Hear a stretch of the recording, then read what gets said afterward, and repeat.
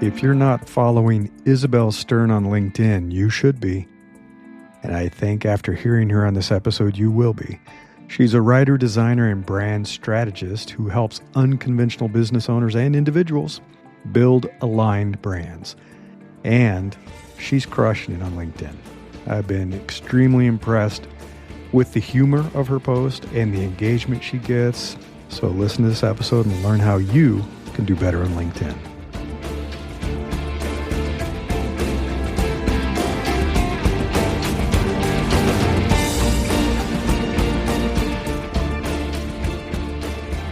I'm Larry Cornett, and this is Invincible Solopreneurs.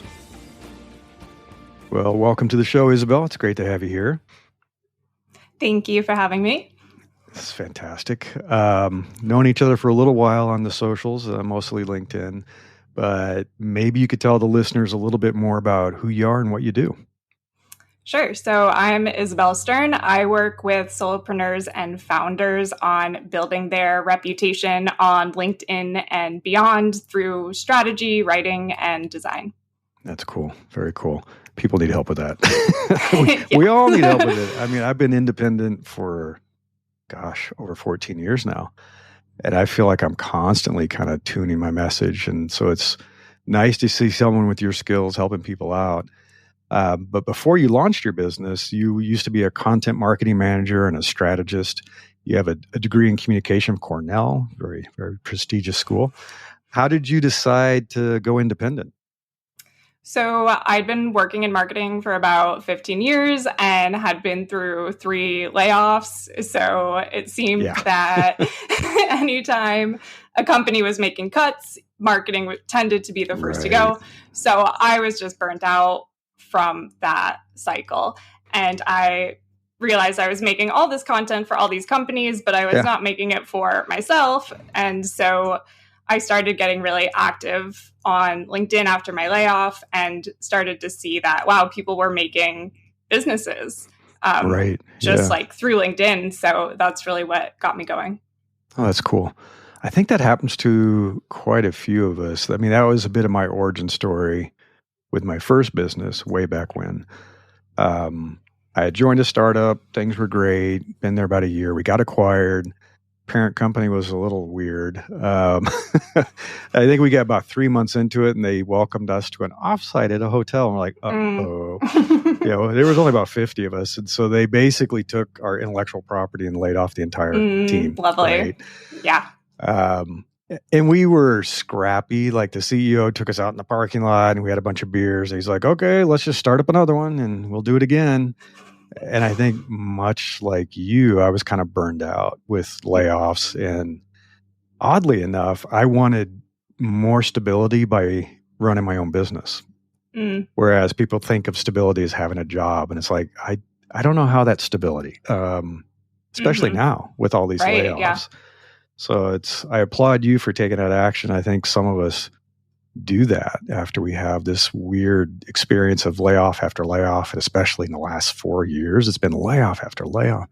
Tough job market. And it's like, well, I have the skills to do what I've been doing for somebody else. I can use them for myself, which is fantastic. So I'm curious, looking back, and I often wonder this too. It's like, did I have to go through this to get to where I am? Or if I went back and I talked to my younger self, is there something I would have said that would have changed my path? And is there anything you wish you could have told your younger self, kind of knowing what you know now and going through what you've been through? I think I would have told myself to put myself out there more, like earlier, especially now with the internet. There's so many opportunities to really develop your network and to do really big things. You don't have to have tons of experience anymore. You can start demonstrating your expertise and your value and your experience online. And I think even if you're 20, you have a unique perspective on something and can probably make your own business out of that. So yeah, I would tell myself to put myself out there more. Yeah. I think that was the big thing I tell people is I wish I'd started writing earlier because I love it. I love writing. And I wish I'd built my email list earlier. And I see this happening, and I know you're on Threads too, and a few other places. And there's just weird stuff going on with moderation and AI moderation, taking people's accounts down for using the word cracker. And I'll go ahead and use the word cracker because nobody's moderating me, which is like, what? What is going on with social media? And a certain really unpleasant gentleman taking over Twitter. And everybody knows how I feel about him. So, I mean, I think that's the big thing I learned from this too, is like, get my voice out there. I like writing. That's why I have a Substack. And so I have the newsletter, and I've been writing some books and short stories and getting stuff ready to be published. But I wish I had invested in my email list sooner, because social media is so unpredictable and the algorithm is so unfriendly. But I feel like you've done a really good job managing and I kind of brought this up in our earlier conversation, but I feel like you've conquered LinkedIn, and I know that nobody ever feels like they've conquered anything. No. But I don't know how long you were doing this, or if you just came into my circle of awareness, but it seemed like you'd come out of nowhere and then you just exploded. Like, you have this ability, I think, to be funny and kind of counterintuitive to the LinkedIn culture, which is necessary. And I think you talk a lot about the concept of cringe and being willing to be cringy. So I think that kind of ties in this conversation of being willing to put yourself out there. And what have you learned from that journey? And what do you tell people? Because you coach a lot of people to put themselves out there. Yeah, it's a muscle, which I think a lot of people don't get. And I mean, that was like me for the longest time. I was like, okay, I'll start putting myself out there more when I feel confident, when I feel ready, when I feel whatever. And, that day never came. So I just started. The first post I ever wrote, I think it probably took me like an hour or more. And then when I posted it, I was so nervous. It felt very cringy because I didn't really know what I was doing. And, also the other element with LinkedIn is all your coworkers are watching, all your entire professional network. So, if you say one wrong thing, not only could it be embarrassing, but, your job, employment. So there's all sorts of extra pressure that comes with LinkedIn.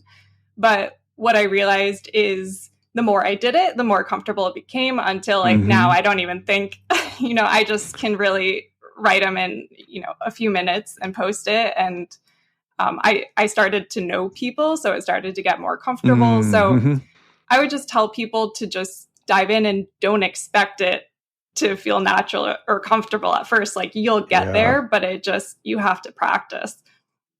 Right. Yeah. I remember when I first got started writing, I would think I started on Medium.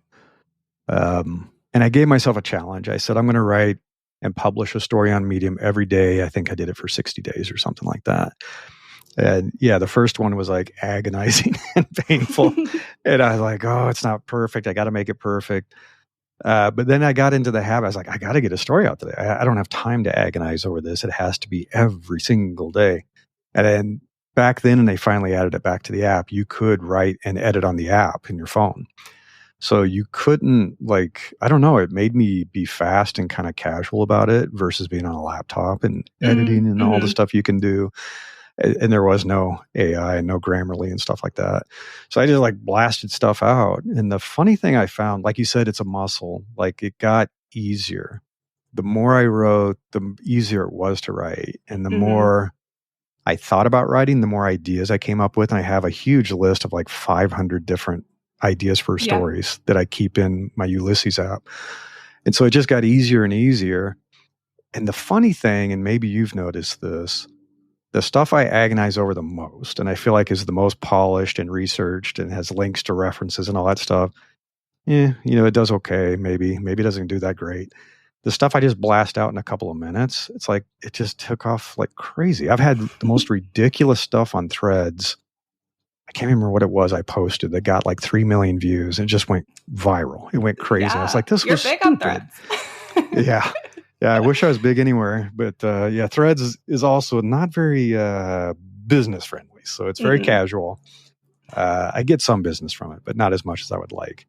But it was something stupid that I wrote, and it got 3 million views. And I'm like, what? Have you seen a pattern in the stuff that you write that hits versus doesn't hit? Yeah, I mean, I think you have to figure out what your goals are for LinkedIn. So like you can get a lot of likes and engagement, and it's not necessarily going to translate to leads for you. So that's a good point. Yeah. There's kind of you have to know what you're looking for.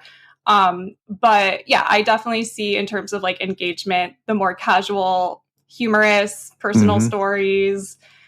You kind of have to think about it. Like you don't go to a networking event and just self-promote and, you know, that people can engage with that. People engage with like questions, with humor.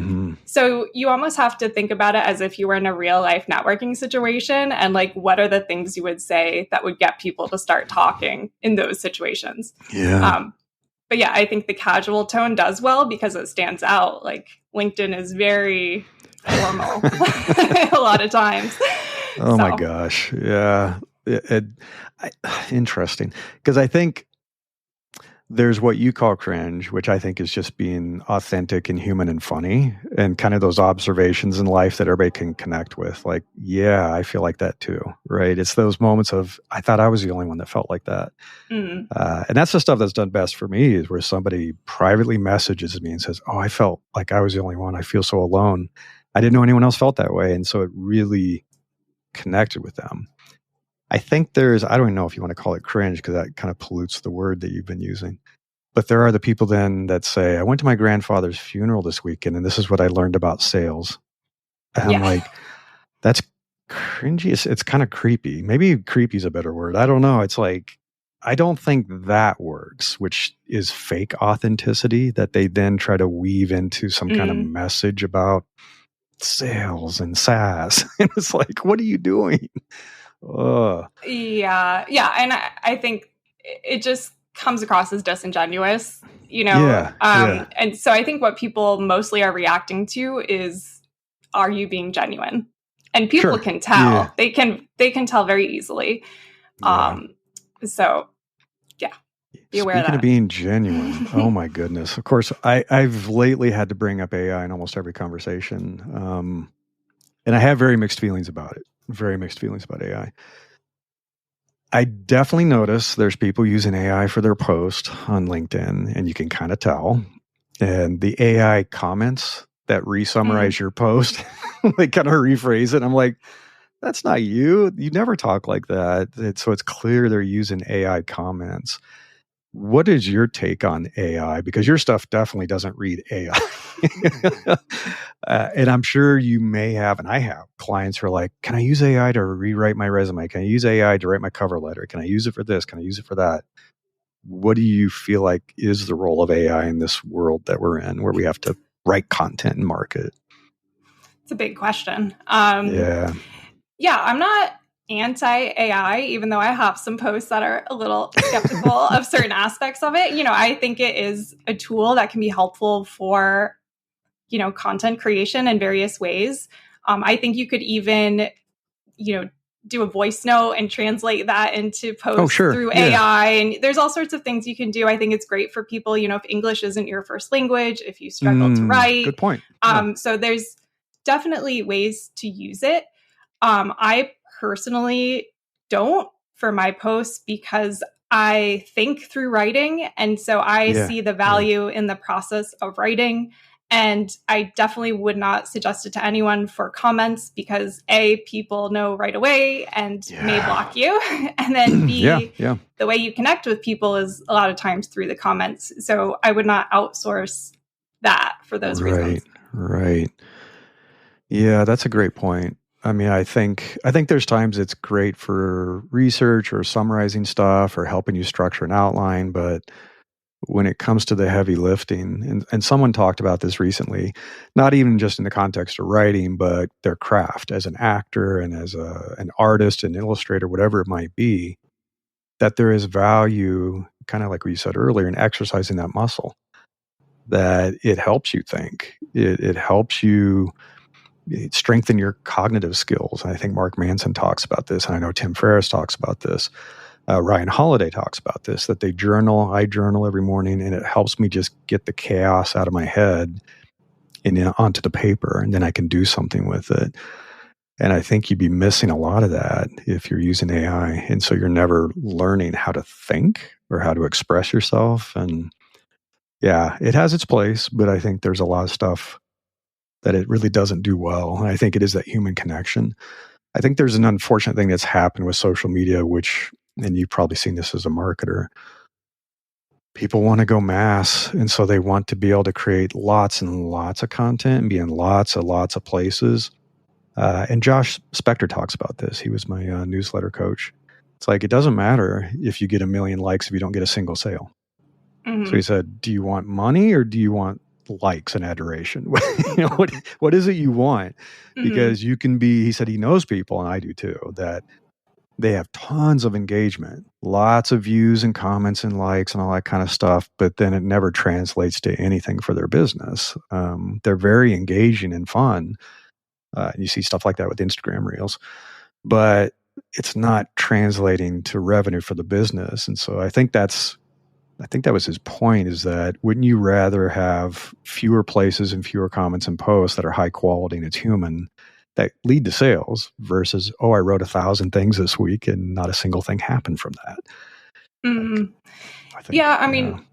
I think there's a good balance that you can find, because like on one hand, people do like to see that you have a high follower count and a high engagement, and that kind of gives you some authority, even like whether that's valid or not for certain people. Right. But so I think, it's nice to have a mix of posts that get engagement, and then of course like be mixing in the more educational or promotional posts that are just letting people know what you offer and what they can, how they can work with you. So it's a balance. Right. Yeah. Do you, and I remember hearing this with Caitlin Bargoin, who she's very successful on LinkedIn and Twitter. I'll keep calling it Twitter. She said that she doesn't really preload her content or schedule or do anything. She doesn't use tools for it. She's very good at this. But it's really kind of what pops into her head that day. That's what she writes. And it clearly works for her. And there's other people that are very rigid. They're like, I've got 90 days of content scheduled and I've written everything and it follows this pattern. And I do these types of posts. And she's like, I write what I feel like writing that day. Where do you fall on that spectrum of super structured and planned versus in the moment? I'm very in the moment with everything. But I realize that is not feasible for everyone, and not everyone works that way. I also have clients who are extremely structured and it's all scheduled ahead of time and all posts at the same time.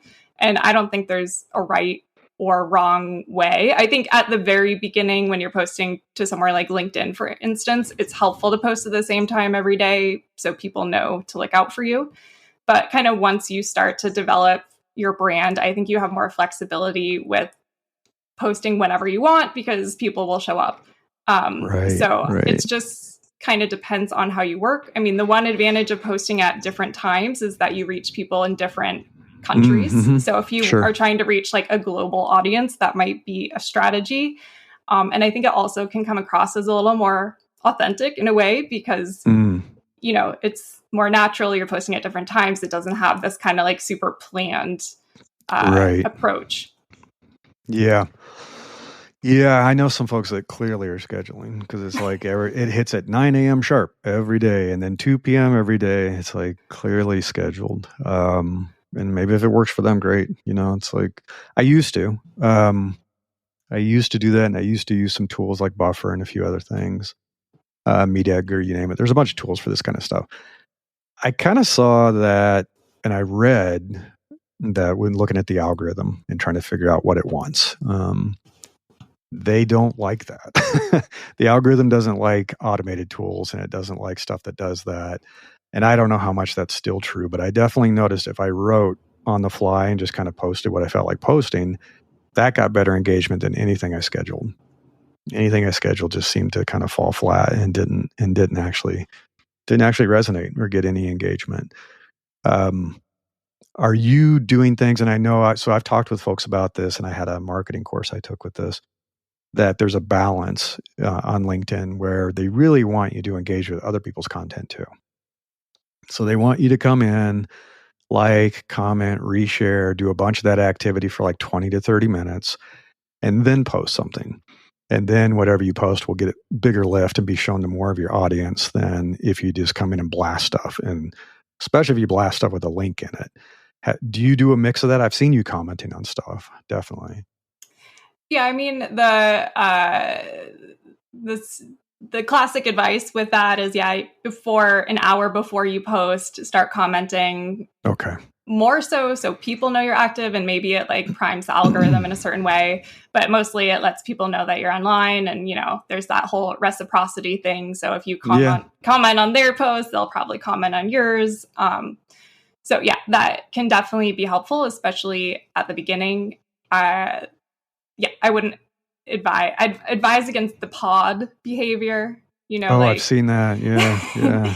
That's a strategy. Yeah. People will all agree to like each other's stuff, but I think LinkedIn sometimes frowns upon that and kicks people off. So yeah, I think they pick up on it. Yeah. They pick up on that, and I've seen that engagement circles and stuff like on Instagram. They'll pick up on that. They're like, okay, it's an engagement circle. This is purely for engagement. I think Threads does too. They'll take something down. They're like, oh, it's engagement bait.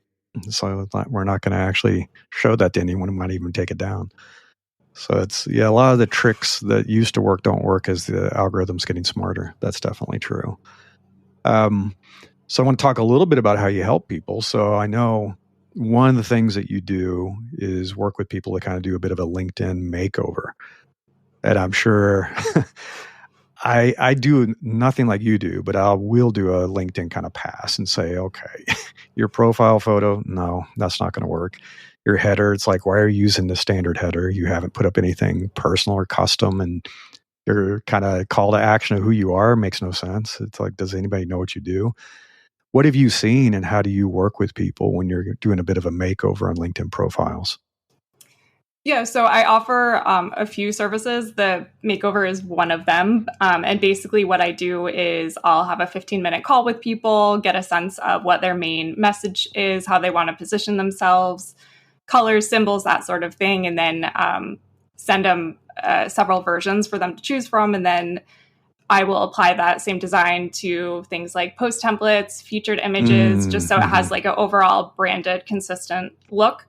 And I also work with people on branding their newsletters or landing pages. Oh, yeah, sure. Yeah. And then also strategy support. And I do ghostwriting and content strategy on LinkedIn. So you do kind of doing a bunch of things. Wow. Yeah. Cool. Okay.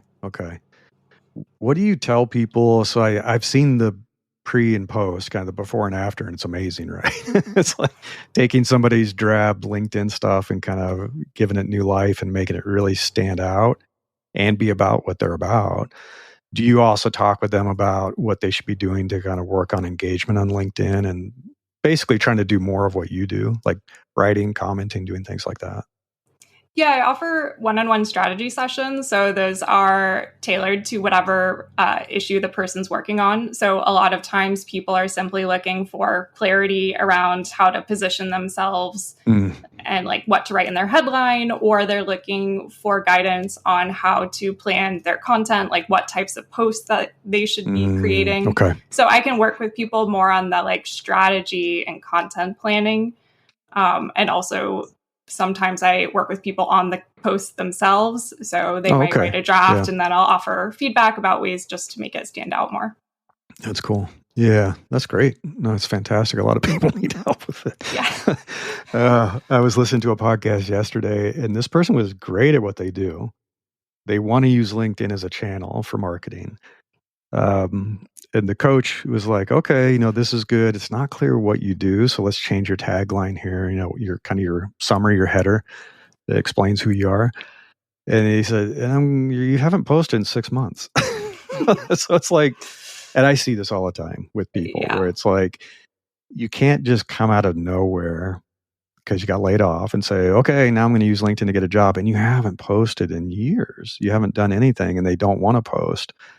And I think, and I'm sure you probably go through this too, I think one of the hardest things to get people to understand is that this is, I call it a flywheel.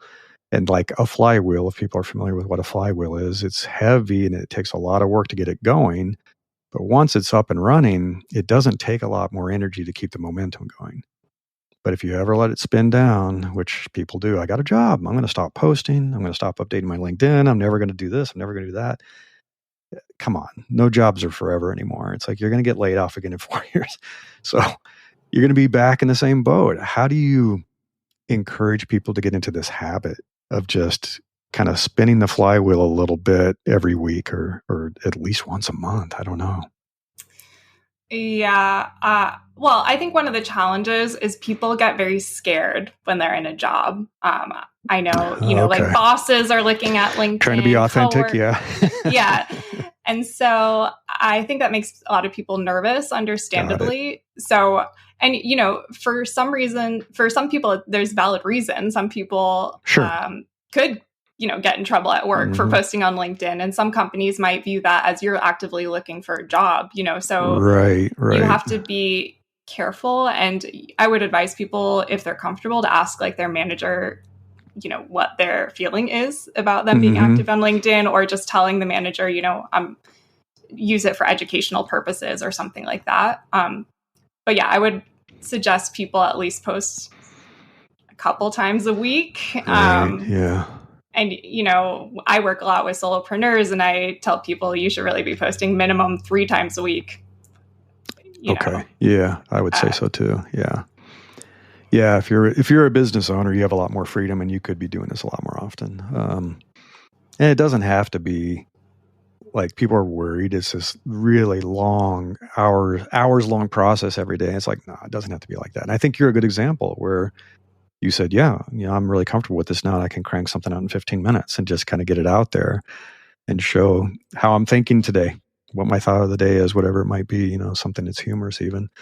So I think if people could get over that hump, I tell people it's like, set your timer for 20 minutes and just force yourself, because you kind of get stuff done in the time you give it, and then move on with your day. It's like 20 minutes to think a little bit about what you want to say and to write something and just get it out there. Don't overthink it.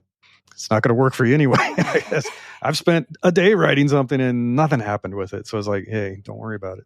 Yeah. And get in the habit too of thinking, throughout your day. Notice if you have certain insights, maybe you're at work and you have an insight about a project or a process, just like keep a running list of that, maybe get an Excel spreadsheet, and then you can use that to reference later for posts. So you could write them a lot quicker because you're not sitting there trying to brainstorm. That's a great idea. Yeah. Absolutely. So I want to switch gears a little bit and talk about neurodivergence. A lot of my listeners and my clients are neurodivergent. So a lot of folks have been diagnosed with ADHD. I had a lot of employees with ADHD in tech, and I think maybe we attract that because it's a creative mind, and it goes left and it goes right, and it has all kinds of cool ideas which don't lend themselves well to structured calendars and things like that. And you talk about neurodivergence. So I'd love to get kind of your thoughts on what are the challenges that people are facing who are neurodivergent in the workplace. Like, what have you seen when you talk with people about this? I mean, the biggest challenge is getting employment, traditional employment. Okay. I think I saw like 85% of, I think it might be autistic adults are unemployed, but, hard to know where they get those. But it's a high percentage of unemployment among neurodivergent people in general, because we don't tend to fit into the traditional employment model. Just that's the biggest challenge. Communication in general is a big challenge in the workplace. A lot of communication tends to be very vague a lot of times, and neurodivergent people crave clarity and directness. Yes, please just tell me what you're thinking. Yeah, exactly. What are you saying? So direct communication is important. I'd say those are the biggest challenges. Does it help? And I have a friend who's ADHD and dyslexic, and he talks about it all the time. It's his entire life he's struggled with it, and he used to try to hide it, and then he came out and with employers, and he goes, "Hey, I'm just going to tell you this is what I deal with, and this is what could help me. If we can figure out some accommodations, I need to record meetings. I'm not good during a meeting trying to take notes and keep up with it. I'm doing everything I can just to kind of focus on people's faces and hear what they're saying." And so recording meetings was one thing that he really likes to do. Have you found that it gets better if people talk with their manager about this and say, hey, this is who I am, this is how I interact and communicate best, and can we figure out a way to work through this? Or do people still want to be quiet about it, which I can understand too? It's like, it's a tough issue. Yeah, it's so dependent on the person and the situation. I mean, and some people don't even know. Like, I just found out I was neurodivergent last year. So I didn't even have the knowledge to disclose that I was. So yeah, I think you have to just really feel it out and figure out what your environment is and how comfortable you are. I mean, I am a big advocate for, if you need any sort of accommodations, like, ask for them if you're comfortable doing that, just to make your life easier and to make it easier for your coworkers to like work with you and communicate. But yeah, it's so dependent on the situation. Yeah, I agree. It is. You got to figure out how friendly the environment is and how welcoming. I think, and I've noticed a lot of my friends who are neurodivergent are all becoming solopreneurs. I get it. I totally get it. I've been one for over 14 years. I understand. And I think much like yourself, I've recently kind of been learning about it and reading, and you recommended some books that I've been reading. And as I read it, I'm like, oh, so many things now make sense. And my wife's like, I know this about you. I've been trying to tell you this. And you're like, no, I'm not. And I think self-awareness is super powerful. And the people that you care about, like your partner and your children and so forth, then I think there's more understanding and tolerance. And I've even noticed that, it's like, okay, I understand why you're being this way and why you need so much clarity, or why you don't like having your routine disrupted. And it's like, this is when I do things and I need to get it done here and I don't want to move it. It's like, they're like, I thought you were just being stubborn and you're a pain in the butt. And it's like, oh, okay, now this I understand. It's like, it's hard for you not to be this way. You're not just willfully being a jerk about something. It's like, no, this is how my mind works. It's just is. So I think if nothing else, the self-awareness helps. And it helps you understand maybe what you need to do for yourself, different coping mechanisms and ways to kind of work through this for your career and strategize different approaches. I think it helps. Yeah. And made me a lot more empathetic, I'd say. Just realizing, people behave in certain ways for reasons. So just being understanding of that and curious about it. Yeah. I think that applies in general. I remember having this conversation because there's always politics in the workplace and it gets really ugly as you move higher, as I discovered. And I think somebody said, don't assume malicious intent always, right? And people do when they're like, you're being a jerk. He's behaving this way. And I think it was like, what is that person trying to achieve? What are their goals? Why would they do this? And then maybe even having a conversation about that. It's like, seems like you're pushing back. It seems like maybe you're being rewarded by your boss for a different type of outcome. Can we talk about that? And a lot of that honesty and authentic communication can help that way too, and like you said, being more empathetic and understanding. It really does help. Definitely. So where can people follow you and learn more about you? And I'll have links in the show notes for the folks listening if you want to jump straight to that, but it's always good to hear it verbally too. Sure. So you can find me on LinkedIn, Isabel Sterne. There's an E at the end of Sterne. And then on Substack, my Substack's called Cringe Letter. And I also have a website, isabelsterne.com. Fantastic. Well, thank you so much for being on the show, Isabel. This has been rather enlightening. And I think everybody who's listening to this has a LinkedIn presence. And almost everybody who's listening to this needs to improve their LinkedIn presence. So it's been very helpful. Thank you. Yeah, thanks for having me. Until next time, I wish you the best of luck with building the business of your dreams.